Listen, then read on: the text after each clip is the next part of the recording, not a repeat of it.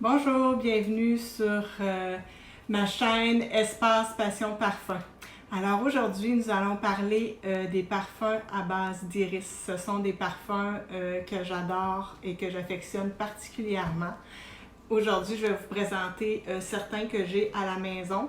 C'est pas représentatif de tous les parfums d'iris et il y a plein d'autres parfums d'iris que j'adore aussi qui ne seront pas présentés aujourd'hui. Peut-être qu'on pourrait faire une autre vidéo à ce moment-là. Alors, tout d'abord, l'iris, c'est l'iris pallida, mais c'est une des matières premières les plus dispendieuses et plus chères en parfumerie. C'est vraiment compliqué de faire de l'absolu d'iris. Donc, la meilleure iris se retrouverait en Italie, en Toscane. En parfumerie, ce sont les racines que nous utilisons. Ils doivent rester en terre pendant 3 à 4 ans avant de développer l'irone, qui est la molécule qui vont donner son parfum aux racines d'iris. Ensuite, on doit les entreposer encore pendant 3 à 4 ans pour atteindre leur plein pouvoir olfactif. Alors, c'est très long.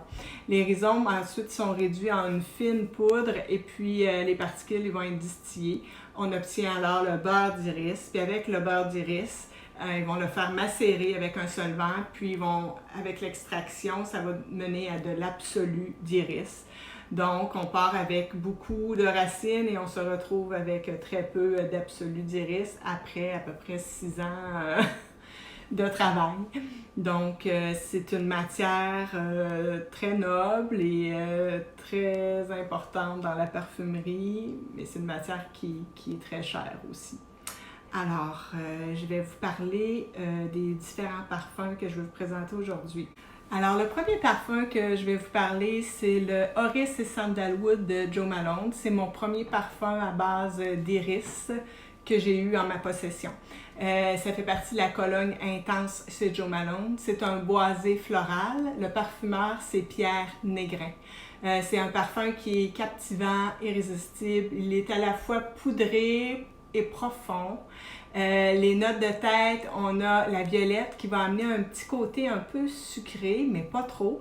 C'est un parfum qui est chaud, sensuel. Je trouve que la dualité entre l'iris et le bois de santal est ici exaltante et enivrante. Alors, c'est une belle petite découverte pour moi il y a quelques temps que Orris et Sandalwood de Jo Malone. Le deuxième parfum est Bois d'iris de différentes compagnies. Il est créé par Jean-Claude Helena.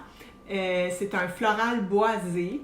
On sent l'iris, la bergamote, le géranium, du cèdre, du cuir et du vétiver.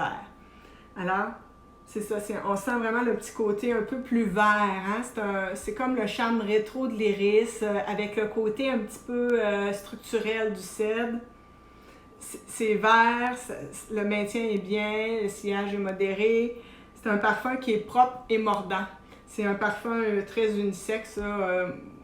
Moi, je le trouve même un petit peu plus masculin que féminin.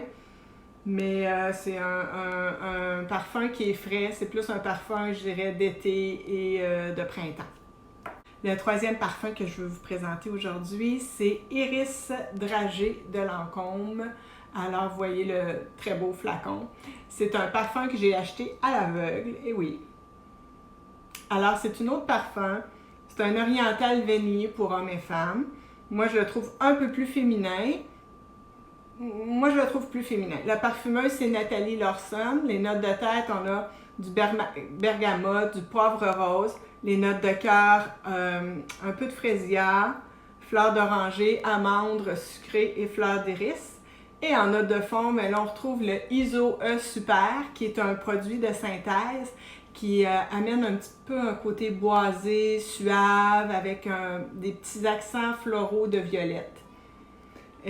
On retrouve aussi dans les notes de fond de la racine d'iris, de la vanille, du musc blanc. Alors, les dragées, les amandes en dragées, c'est les amandes qu'on retrouvait là, avec comme des petits bonbons et des couleurs pastel. Donc, c'est vraiment un parfum plus sucré. C'est comme un tour de carrousel là, ou manger de la barbe à papa dans une fête foraine. C'est un peu ça quand on se promène. Certains le comparent à l'iris ganache de Guerlain, mais moi, je n'ai pas eu la chance de sentir l'iris ganache de Guerlain. Je ne l'ai pas ici, puis je crois qu'il est discontinu, que vous le trouvez juste à Paris. Alors moi, je n'ai pas eu la chance de le sentir. Fait que c'est un parfum qui a un très bon sillage, vraiment, une très bonne tenue et c'est ça, c'est le petit côté un peu plus sucré de l'iris avec un petit côté sucré. Le quatrième parfum que je veux vous présenter aujourd'hui, c'est Iris Poudré de Frédéric Malle. Il a été sorti en 2000. Le parfumeur, c'est Pierre Bourdon. C'est un iris qui est un peu plus féminine. C'est un floral, c'est chic, classique, élégant, BCBG. On sent un parfum avec des nuances poudrées. Je m'en ai mis ici tantôt. Ils sont associés plus à des aldéhydes et à des bois ainsi qu'à des muscs. Mais au fil des heures, là, quand on le met au début, il est un peu plus savonneux, un peu plus aldéhydé. Moi, j'aime un petit peu moins le côté aldéhydé. Par contre, au fil des heures, là, il devient vraiment plus crémeux, plus moelleux. Le musc apparaît, le côté poudreux de l'iris ressort plus, se manifeste. Il y a un très fort sillage, une excellente tenue, ce parfum.